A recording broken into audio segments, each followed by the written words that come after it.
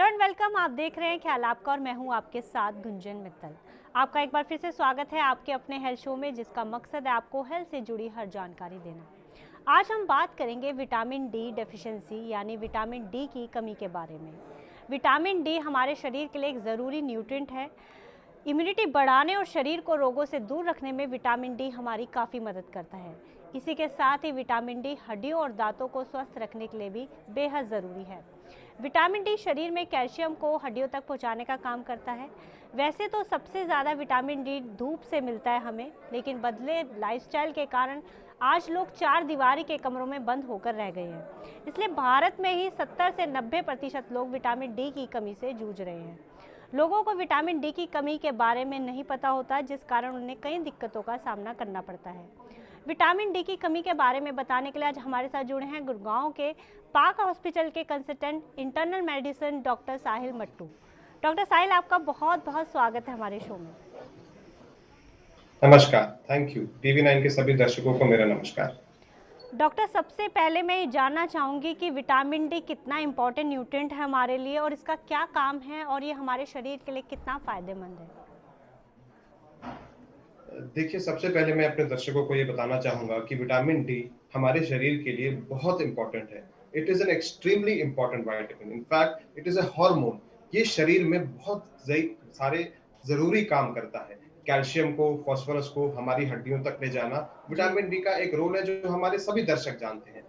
But इसके बहुत सारे कई रोल्स हैं। इट जी is required for the normal muscular functioning. हमारी मांसपेशियों में नॉर्मल ताकत के लिए इसकी ज़रूरत होती है। हमारी हड्डियों और दांतों के लिए, जैसे आपने बताया, उसके स्वास्थ्य के लिए इसकी जरूरत होती है। Also it has very important effects in preventing metabolic disorders, जैसे जी डायबिटीज का रिस्क कम करता है, हार्ट डिजीज का रिस्क कम करता है। जी कई रिसर्चेस में देखा गया है कि ये कुछ कैंसर्स का रिस्क भी कम करता है। तो विटामिन डी एक बहुत ही इंपॉर्टेंट, सबसे महत्वपूर्ण विटामिन है जो एक्चुअली एक हार्मोन है और ये ह्यूमन बॉडी के लिए बहुत जरूरी है। जी। अब डॉक्टर, हमारे देश में सनलाइट की तो कोई कमी नहीं, फिर हमारे देश में 70 to 90% लोग विटामिन डी की कमी से जूझ रहे हैं। इसकी क्या बड़ी वजह है? जी, बिल्कुल। सबसे ये बहुत ही ज़रूरी और बहुत ही अच्छा सवाल पूछा आपने। एक रिसर्च हुआ था जिसे मैं कोट करना चाहूँगा। हमारे देश की अर्बन पॉपुलेशन, यानी कि शहरों की पॉपुलेशन में 80 टू 90% लोग को विटामिन डी डेफिशिएंसी है। अब आप बताएँगे कि हमारे शहरों में तो गर्मी भी इतनी पड़ती है और जी सनलाइट भी आती है और विटामिन डी नहीं है। जी इसके 2 कारण हैं। सबसे महत्वपूर्ण कारण, एक तो हमारा एक्सपोज़र क्वांटिफाइड नहीं है। हम एक्सपोज़ पार्ट सिर्फ़ चेहरे को और हाथ को रखते हैं अमूमन, और वो सिर्फ 6 to 10% of body surface area होता है। ओके दूसरा इंपॉर्टेंट बात, विटामिन डी को बनने के लिए दोपहर को 11 से 3 बजे, that is the most ideal time जब आपकी स्किन विटामिन डी बनाएगी, क्योंकि तब UV B rays, I repeat ultraviolet B rays का रेशियो सबसे ज्यादा होता है। इस ओके टाइम पे 11 से 3 most of the office going people बाहर धूप नहीं सेक सकते। हम्म और तीसरा सबसे बड़ा रीजन, दिल्ली एनसीआर में जैसे आजकल हम बात करते हैं, एयर क्वालिटी इंडेक्स बहुत पुअर है। जो ये पोल्यूशन की लेयर है, जो ये एसपीएम है, the particulate matter, hmm 400, 300, 500, specially summers में भी और विंटर्स में तो और ज्यादा, हम्म यूवी बी रेस को हमारे स्किन तक आने ही नहीं देता है। वो हम्म पहले ही उसको फिल्टर कर लेता है। तो इसलिए सनलाइट से विटामिन डी बनता तो है, बट इंडियंस को एडिक्वेट मात्रा में नहीं मिल पाता। जी 80% of urban Indians have low, very low levels of vitamin D, and it is very common in doctors also. Okay so है vitamin D deficiency, it is widely prevalent. Okay. ये बताइए, विटामिन डी की कमी के लक्षण क्या होते हैं? देखिए, आमतौर पर अगर मैं बात करूं, विटामिन डी की जो कमी होती है वो इनसफिशिएंसी और डेफिशिएंसी में डिवाइड की जाती है। इनसफिशिएंसी मतलब जरूरत से थोड़ा कम है, हम्म और डेफिशिएंसी जरूरत से ज्यादा कम है। जब वो जरूरत से थोड़ा कम होता है तो कई लोगों को वो लक्षण नहीं देता या वो भाप नहीं पाते। ओके इसके लक्षण होते हैं शरीर में बहुत थकान रहना, ओके अनयूजुअली ज्यादा फटीग्ड फील करना, आपके मसल्स में यानी कि मांसपेशियों में पेन होना, हम्म आपकी हड्डियों में दर्द होना। ये जो सिम्टम्स हैं, ये धीरे धीरे धीरे जैसे डेफिशिएंसी बढ़ती है वैसे वैसे बढ़ते जाते हैं। ओके अगर विटामिन डी की डेफिशिएंसी बहुत ज्यादा हो जाए, इनसफिशिएंसी से डेफिशिएंसी में चली जाए, तो हड्डियां, शरीर को कैल्शियम तो चाहिए, यदि आप लेंगे नहीं और धूप से नहीं लेंगे तो वो हड्डियों से खींच लेगा। वो आपके बोन्स को फ्रेजाइल और वीक और ब्रिटल बना देगा, जिससे हम्म बच्चों में हम रिकेट्स कहते हैं, अडल्ट्स में हम ऑस्टियोमलेशिया या ऑस्टियोपोरोसिस के नाम से जानते हैं। जी सो इसीलिए विटामिन डी बहुत जरूरी है। जी। डॉक्टर, ये बताइए, क्या विटामिन डी की जो कमी है वो एक गंभीर समस्या है? बहुत गंभीर समस्या है, कई सालों से इस पे रिसर्च चल रहा है। मैं ये कहूँगा कि काफ़ी अंडर डायग्नोज्ड है। आजकल के रिसर्च के बावजूद, इतने हमारे आगे बढ़ने के बावजूद, जैसे आप देखेंगे अभी हमने कोविड-19 के ट्रीटमेंट प्रोटोकॉल देखे, तो हुँ, पिछले डेढ़ 2 साल में 90% ट्रीटमेंट प्रोटोकॉल्स में कैल्सिफेरॉल 60,000 सैशे भी था, क्योंकि विटामिन डी हमारी इम्यूनिटी, हमारी हर चीज़ के लिए ज़रूरी है। जी, मदर से बेबी को विटामिन डी जाना ज़रूरी है। तो okay. Vitamin D is extremely important, extremely hmm, essential. Hmm. तो ये मुझे बताइए कि कौन से जो एज सेगमेंट में या एज ग्रुप में इसकी ज़्यादा कमी देखी जाती है? आजकल मैं ये देख रही हूँ कि बच्चों में भी विटामिन डी की बहुत ज़्यादा कमी हो गई है। देखिए मैम, विटामिन डी की कमी सब एज ग्रुप में देखी जाती है। इसके ओके, मैनिफेस्टेशंस हर एज ग्रुप में अलग-अलग होते हैं। ओके, अब यदि बच्चों में विटामिन डी डेफिशिएंसी हो तो बोन्स टेढ़ी हो सकती हैं, रिकेट्स हो सकता है, उनके रिस्ट चौड़े हो सकते हैं, उनको चेस्ट पे डिफॉर्मिटीज हो सकती है। There are some deformities like genu valgum, knock knees, genu varum. उनका हुँ, चलने का गेट सीधा नहीं रह सकता है यदि ये बच्चों में हो। हुँ, यदि ये मिडिल एज के लोगों में हो, जैसे एडोलेसेंट्स में अगर हम बात करें, तो प्रॉक्सिमल मायोपैथी, थकान रहना, कमजोरी रहना, हड्डियों में दर्द रहना, ये सब सिम्टम्स उनमें आ जाते हैं। जी, अगर ये अडल्ट्स में हो, अडल्ट्स में होने के बाद इसके बेसिकली बोन पे ज्यादा डेट्रीमेंटल इफेक्ट्स आ जाते हैं। वो बोन्स बेसिकली वीक हो जाती हैं और अडल्ट्स में फॉल्स और फ्रैक्चर्स का रिस्क बहुत बढ़ जाता है। तो ओके, ये एज के हिसाब से अलग-अलग एज ग्रुप में अपनी मैनिफेस्टेशन दिखाता है। ओके। तो अगर मैं बच्चों की खास तौर पे बात करूँ, तो विटामिन डी की कमी से उनकी ग्रोथ पर क्या असर पड़ता है? बहुत ज़रूरी है। विटामिन डी हमारी जो बोन्स की ग्रोथ प्लेट होती हैं, उस पे मिनरलाइज़ेशन के लिए और बच्चों के हाइट एक्रीडेशन के लिए और उस चीज़ के लिए बहुत ज़रूरी है। यदि बच्चों को सही मात्रा में विटामिन डी नहीं मिलेगा, ये हुँ, देखा गया है कि जिन बच्चों की मदर्स प्रेगनेंसी में विटामिन डी डेफिशिएंट है, हुँ, उनमें प्रीमेच्योर डिलीवरी या ग्रोथ रिटार्डेशन या हाइट कम रह जाना, यहाँ तक ओके, कि आगे जाके डायबिटीज़ तक हो सकती है, हुँ, आगे जाके मेटाबॉलिक डिसऑर्डर्स तक हो सकते हैं। तो बच्चों में सही गेट के लिए, जोड़ के सही एक्टिविटी के लिए, जोड़ के सही चलने के लिए, सही समय पर चलने के लिए विटामिन डी बहुत ज़रूरी है। कुछ बच्चे जिनमें विटामिन डी डेफिशिएंसी हो, उनके माइलस्टोन्स लेट आते हैं, वो सीधे चल नहीं पाते। उनकी नीज़ सीधा रहने के समय जुड़ जाती हैं, जिसे हम जिनो वैल्गम डिफॉर्मिटी कहते हैं। ओके, कभी-कभी वो तिरछा मुड़ जाती हैं, यानी कि दूर हो जाती हैं, जिसे हम जिनो वैरम कहते हैं। ये सारे विटामिन डी डेफिशिएंसी के लक्षण हैं। मेंटल रिटार्डेशन भी हो सकता है, रैकेटिक रोज़री, चेस्ट पे भी डिफॉर्मिटीज़ आ सकती हैं। क्रेनियोटेबीज हो सकता है। बच्चों के जो फॉन्टेनल्स हैं, वो कई बार समय पे बंद नहीं होते अगर विटामिन डी कम हो। तो बच्चों के लिए भी विटामिन डी बहुत ज़रूरी है। जी। ये भी बताइए कि शरीर में विटामिन डी का लेवल कितना होना चाहिए बेसिकली? हाँ, अपने दर्शकों को मैं ये बता दूँ कि आजकल कई सारे लैब्स टेस्ट करते हैं अलग-अलग बेसिकली मेट्रिक हमारे पास है विटामिन डी को पैमाने को नापने के लिए। जो हुँ, सबसे आसान है और जो सबसे कॉमनली यूज्ड है वो हमारे दर्शकों को पता होना चाहिए, वो है नैनोग्राम पर एमएल। तो जो ओके, नैनोग्राम पर एमएल है, उसमें जो लेवल डिफाइंड है वो 30 नैनोग्राम पर एमएल के ऊपर होना चाहिए। यदि वो 30 नैनोग्राम पर एमएल के नीचे है, तो वो इनसफिशिएंसी है, यानी कि ज़रूरत से थोड़ा-सा कम। और अगर वो 20 नैनोग्राम पर एमएल के नीचे है, तो वो डेफिशिएंसी है, ओके, यानी कि ज़रूरत से बहुत ज़्यादा कम। और नॉर्मल लेवल 100 तक देखा जाता है, 100 नैनोग्राम पर एमएल। 30 से 100 के बीच में अगर आपका विटामिन डी है, तो वो नॉर्मल है। ओके। ये बताइए कि विटामिन डी की कमी होने पर हमें कौन-सी बीमारियाँ हो सकती हैं और बढ़ जाता है उनका खतरा?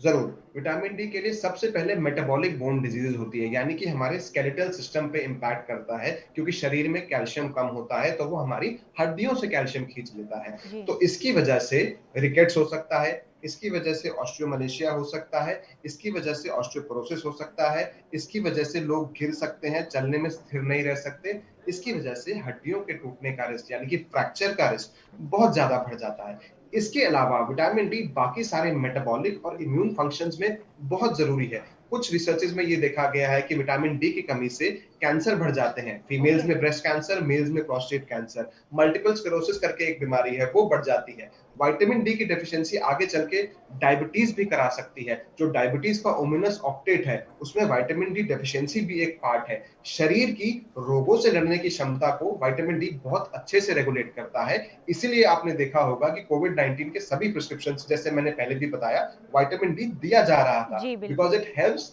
It has immune and metabolic functions other than skeletal functions. Okay, तो विटामिन डी की कमी से हमारी मेंटल हेल्थ और मेमोरी पर कितना असर पड़ता है? ज़रूर, विटामिन डी की कमी बेसिकली न्यूरो कॉग्निटिव इम्पेयरमेंट करा सकती है। किस तरह से करा सकती है? आपका मूड कम अच्छा नहीं रह सकता, आपको थकान रह सकती है, आपकी लेथार्जी की वजह से आपका संतुलन दिमाग का थोड़ा डगमगा सकता है। इसके अलावा एल्डर्स में वो मल्टीपल स्क्लेरोसिस, पार्किंसंस, डिमेंशिया यानी कि चीजों को भूलने की बीमारी भी करा सकता है। तो विटामिन डी के ये न्यूरो कॉग्निटिव फंक्शंस हमारी मेमोरी, हमारी मेंटल हेल्थ, हेल्थ को हम फिजिकल और मेंटल में डिवाइड करते हैं। अब तो उसमें सोशल और इमोशनल कंपोनेंट भी आ गया है, बट मेंटल हेल्थ और रिजुविनेशन और रिवाइटैलिटी के लिए भी बहुत जरूरी है। ओके। डॉक्टर ये भी बताइए कि विटामिन डी की जो कमी है उसका पता लगाया कैसे जाता है और इसके लिए कौन से टेस्ट करवाए जाते हैं? देखिए, विटामिन डी की कमी का पता लगाने के लिए जैसे हमारे देश में कई सर्वेज हुए अर्बन पॉपुलेशन में, कुछ स्टडीज हैं जो मैं बताऊंगा। देखा गया कि 70 टू 90% लोग विटामिन डी डेफिशिएंट हैं। स्क्रीनिंग टेस्ट ऐसे जनरली कि आप हर किसी को पकड़ लें और उनका विटामिन डी कर लें, कि शायद टेक्निकली और लॉजिस्टिकली हमारे देश में पॉसिबल ना हो।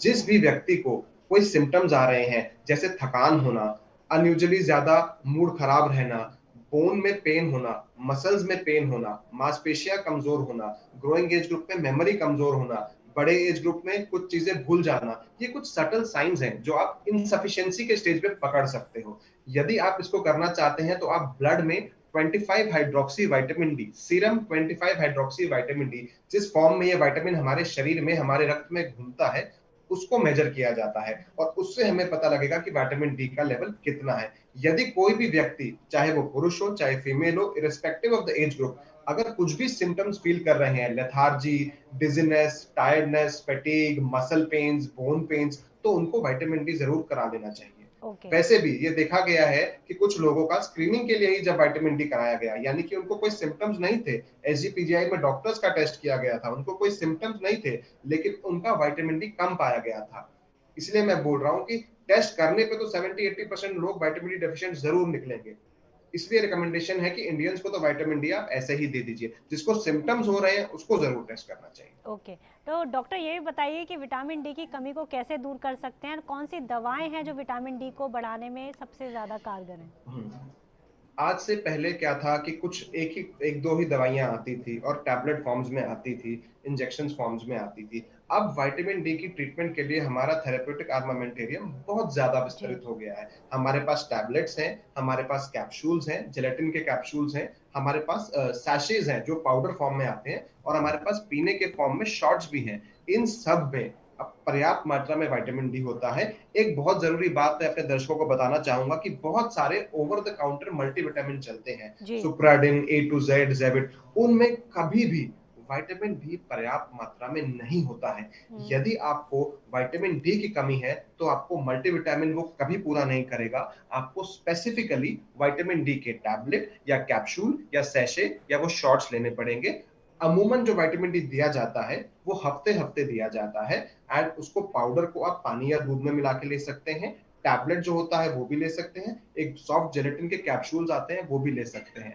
बट आपको लेना रेगुलरली है, वीकली लेना है, और आपको अपने डॉक्टर से संपर्क करना है। ये सारे फॉर्मुलेशंस अवेलेबल हैं। इसमें एक बहुत जरूरी बात यह है कि कुछ लोग पाउडर फॉर्म में प्रेफर करते हैं, कुछ लोग टैबलेट फॉर्म में प्रेफर करते हैं। जी। पेशेंट्स को बताने के लिए मैं कहना चाहूंगा अपने दर्शकों को, सबसे आसान तरीका ये होता है कि आप उसको संडे बांध लीजिए। संडे के संडे आपको एक गोली, एक टैबलेट या एक सैशे या एक शॉट पीना है। ओके। आज हम सभी कोरोना की बात करें और अभी आपने कहा कि ये इम्यूनिटी बढ़ाने में बहुत मददगार है, तो विटामिन डी कोरोना वायरस से लड़ने में कितना मददगार है ये भी बताइए। और सर्दियों में हम सब बहुत ज़्यादा इन्फेक्शन से पीड़ित रहते हैं, बहुत सर्दी जुकाम लगा रहता है, तो क्या सर्दियों में भी इसकी ज़्यादा ज़रूरत होती है?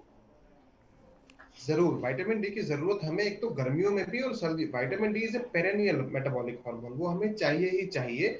और सर्दियों में क्या है, इसकी कमी एक्सेंचुएट होती है क्योंकि जी। धूप और तापमान उतना होता नहीं है और एक्सपोजर होता नहीं है। मोर सो हम घरों के अंदर रहते हैं, तो विंटर्स में जो इसकी नीड है, या जो 80% विटामिन डी जो हमारे स्किन से बनता है, वो विंटर्स में तो बहुत ही कम, नाम मात्र के बराबर आ जाता है। तो विंटर्स में सप्लीमेंटेशन का रोल ज्यादा जरूरी है। जहां तक आई इन्फेक्शन से लड़ने की बात, तो इसके जैसे मैंने पहले बताया, इम्यून रेगुलेटरी इफेक्ट्स हैं। हाँ, ये हमारे शरीर के रोगों से लड़ने की क्षमता को, कोई भी एक्यूट इन्फेक्शन हो, तो यदि हमारा विटामिन डी लो है, इनसफिशिएंट या डेफिशिएंट है, तो इन्फेक्शन का प्रकोप बढ़ सकता है। ऐसा नहीं है कि ये कोविड का इलाज है, मैं दर्शकों को क्लियरली बता दूं, this is not the treatment for कोविड-19, but yes, it helps the body to fight any infection, be it bacterial, viral और fungal, and might decrease the adverse outcomes और serious manifestations of that infection, वो infection कहीं गंभीर ना हो जाए, हमारी प्रतिरोधक क्षमता, अगर हम इसे मेडिकल टर्म्स में कहें, it basically helps the immune system to fight the infectious agent और पैथोजन, हमारी प्रतिरोधक क्षमता बढ़ाता है। ओके। डॉक्टर ये भी बताइए कि कौन से फूड हैं जिनसे हमें विटामिन डी की मात्रा अधिक मिल सकती है, और विटामिन डी की कमी से बचने के लिए हमें क्या सावधानियां बरतनी चाहिए?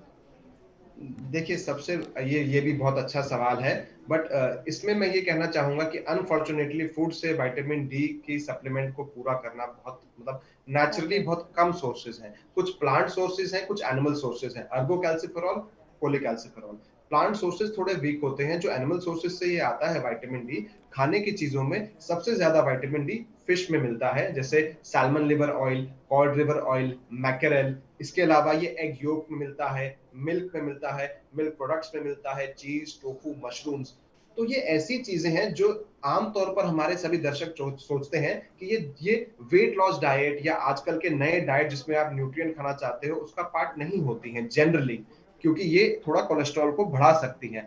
बट सैडली विटामिन डी का जो एनिमल सोर्स है, ये much much better than plant source है, और हमारे पास ये लिमिटेड ऑप्शन है जो मैं बार बार बता रहा हूँ अपने दर्शकों के लिए। Salmon liver oil, cod liver oil, mackerel, sardines, tuna, egg yolk यानी कि अंडे की पीले वाली जर्दी, मशरूम, दूध, पनीर, मिल्क प्रोडक्ट्स, टोफू, इनमें मिलता है। थोड़ा बहुत हद तक ये कुछ ग्रीन लीफी वेजिटेबल्स में मिलता है, बट वो जो प्लांट विटामिन डी है, it is slightly less potent. So ये सोर्सेज जो हैं, ये विटामिन डी के बहुत अच्छे सोर्सेज हैं, बट हर कोई जनरली इनको प्रेफर नहीं करता। और जी। क्योंकि 80% ये सनलाइट से बनता है और केवल 20% हमें डाइट से चाहिए होता है, तो all the more reason supplementation बहुत बहुत जरूरी है। ओके। डॉक्टर आज हम यंगस्टर्स में बहुत ये प्रॉब्लम देख रहे हैं कि पैरों में दर्द, पैरों का सुन्न हो जाना एक बहुत कॉमन सी समस्या है, और ऐसे में यंगस्टर्स क्या करते हैं, कॉम्बी फ्लेम लेते हैं, पैरासीटामोल लेते हैं। फर्स्ट थिंग कि ये कितना गलत है, क्या उनमें ये विटामिन डी की कमी की वजह से भी हो सकता है, तो इसका क्या इलाज है? आजकल का जो लाइफस्टाइल है, जो कि हमारे सभी यंगस्टर्स स्पेशली पोस्ट कोविड जो घरों में बंद हो गए हैं, जी। जो वर्क फ्रॉम होम का कल्चर चल रहा है, जो सनलाइट का एक्सपोजर नहीं है, दिल्ली एनसीआर में जो प्रदूषण का लेवल इतना ज्यादा है, हम्म। विटामिन डी की कमी बहुत ज्यादा जरूरी है। और यंगस्टर्स में एक डेट्रीमेंट ये भी है, यदि 30 साल तक हमारा इंसान का जो स्केलेटन होता है, जो इंसान की हड्डियां होती हैं, वो कैल्शियम को मिनरलाइज करती हैं, उसको कहते हैं accrual off peak bone mass. अगर ग्रोइंग स्टेज में विटामिन डी नहीं हो, तो आपकी बोन्स एडल्टहुड में जाके कमजोर होंगी, पहली बात। और ये बहुत अच्छी बात आपने बताई कि जो यंगस्टर्स हैं 15 से 25 से 30 साल के लोग, जिनको नॉन स्पेसिफिक थकान रहती है, पिंडलियों में दर्द होता है, पैरों में दर्द होता है, काव्स में पेन होता है, ये सब विटामिन डी डेफिशिएंसी के सटन लक्षण है। और इसलिए उनको विटामिन डी जरूर टेस्ट कराना चाहिए और विटामिन डी लेना चाहिए, क्योंकि इसके दो फायदे हैं। यदि वो इस समय विटामिन डी लेंगे तो आगे चल के उनकी हड्डियां स्वस्थ और तंदुरुस्त रहेंगी, और जो उनके ये लक्षण है, थकान रहना, पैरों में दर्द रहना, ये ठीक होंगे। पेन किलर इस लक्षण के लिए खुद से खाना या ओवर द काउंटर लेना हमेशा बहुत गलत है। हर पेन किलर के साइड इफेक्ट्स होते हैं, और ये पेन किलर आपके दर्द के कारण को नहीं दबा रहा है, ये बस आपके पेन के परसेप्शन को दबा रहा है। जी। कारण को ठीक करने के लिए आपको विटामिन डी नॉर्मल करना पड़ेगा। खुद से कोई भी over the counter pain killer लेना, जैसे पैरासिटामोल या कॉम्बिफ्लैम, ठीक नहीं है, वो गलत है। जी। डॉक्टर एक बहुत मैं ये सवाल जानना चाहूँगी, अभी आपने कहा कि 11 से जो 3 समय होता है उसमें विटामिन डी हमारे शरीर में बनता है, पर जो अभी तक हम सुनते आ रहे थे वो यही कहा जाता था कि अर्ली मॉर्निंग की जो सनलाइट्स हैं वो हमारे शरीर में विटामिन डी बनाती है। ये कन्फ्यूजन आप थोड़ा क्लियर कीजिए। ये एक कंफ्यूजन मैं दर्शकों के लिए जरूर क्लियर करूंगा। विटामिन डी को शरीर में बनाने के लिए 7 डिहाइड्रोकोलेस्ट्रॉल करके एक तत्व होता है, जिसको सन की एक पर्टिकुलर टाइप की रेज चाहिए। जी। हमारे सन की रेज में जो व्हाइट रे हम देखते हैं, एक स्पेक्ट्रम होता है। अल्ट्रावायलेट रे, उसके बाद विबग्योर, उसके बाद इंफ्रारेड। जो अल्ट्रावायलेट रे है उसको हम डिवाइड करते हैं 3 पार्ट्स में, यूवी ए, यूवी बी और यूवी सी। तो रिसर्च और अनुशोध के बाद ये पता चला है कि पर्याप्त मात्रा में विटामिन डी बनाने के लिए स्किन में यूवी बी रेज की हमें सबसे ज्यादा जरूरत है, ओके। जिनकी वेवलेंथ 280 से 320 नैनोमीटर्स के बीच में होती है। अब ये जो यूवी बी रेज है, इनका सनलाइट में एक फ्रैक्शन होता है कि कितने परसेंट अभी यूवी रेज हमारी लेयर को पेनिट्रेट करके धरती पर आ रही हैं। इन यूवी बी रेस का जो रेशियो है, वो सुबह 11 से लेके दोपहर के 3 बजे तक मैक्सिमम रहता है, क्योंकि सन की इंटेंसिटी ज्यादा होती है। हमें ओके। चाहिए अल्ट्रावायलेट रे और उसमें भी यूवी बी रे। जो अर्ली मॉर्निंग का सन है या जो ढलता हुआ, जो उगता हुआ और जो डूबता हुआ सूरज है, वो उसका प्रकाश और उसका यूवीबी का रेशियो थोड़ा कम होता है। तो विटामिन डी सिंथेसिस तब भी होगा, बट बहुत कम होगा, वो नेग्लिजिबल होगा। ओके डॉक्टर, आपका बहुत बहुत शुक्रिया हमारे साथ जुड़ने के लिए और हमारे तमाम सवालों के और हमारी जो कन्फ्यूजन है उसको दूर करने के लिए। Thank you so much doctor. Sure, sure, sure, sure, sure. नमस्कार। तो आज हमने जाना कि विटामिन डी कितना ज़रूरी न्यूट्रेंट है हमारे शरीर के लिए और इसकी कमी से हमारे शरीर को कितना नुकसान पहुंचता है और विटामिन डी की कमी को पूरा करने के लिए क्या करें। अब हमें दीजिए इजाज़त, हम कल फिर हाजिर होंगे हेल्थ से जुड़ी नई जानकारी के साथ। तब तक आप अपना और अपनों का ध्यान रखिए। चलते चलते हम आपको बताना चाहते हैं TV9 डिजिटल के न्यू इनिशिएटिव TV9 वैन के बारे में। आखिर क्या है इनिशिएटिव, आइए देखते हैं इस छोटी सी वीडियो में। Today, doctors are busier than ever providing care and advice to patients. And the reality is that an average patient now spends much more time in the waiting room than in the doctor's chamber. With such a captive audience, it's time to put their wait time to good use. Introducing TV9 Waiting Area Network that provides premium patient engagement experience through engaging and informative videos.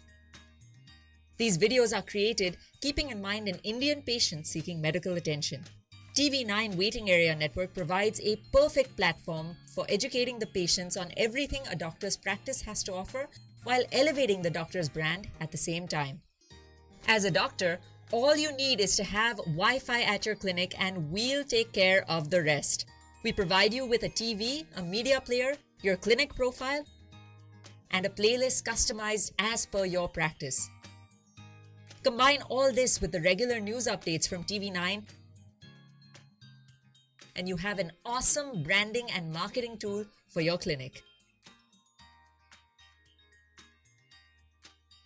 Write to us at van@tv9.com and we'll get in touch with you to set up our solution at your premises.